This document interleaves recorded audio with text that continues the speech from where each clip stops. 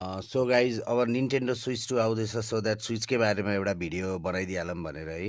अब स्विचको special feature के थियो भन्दा तपाईँको जोइकन रिमुभ हुन्थ्यो अनि तपाईँको 2-in-1 सिस्टम थियो एउटा त्यो भयो है। सो मलाई जोइकन रिमुभ गर्ने फिचरको एउटा के राम्रो लाग्छ भन्दाखेरि तपाईँको जस्तै निकालेछु नि मैले है। अब यो बाइचान्स कुनै बिग्रियो भने एउटा मात्र फेर्न मिल्यो एउटा कुरा त्यो राम्रो भइहाल्यो है। अर्को कुरा चाहिँ तपाईँले यसलाई आफ्नो डिभाइसलाई कम्प्लिटली ट्रान्सफर्म गर्न सक्नुहुन्छ कि लाइक मैले यो स्विचलाई निकालेर अर्को कुनै थर्ड पार्टी कन्ट्रोलरमा टेलिस्कोपिक कन्ट्रोलरमा हाल्यो भने ल हेर्नु न है, it looks like a new console के अगेन है त।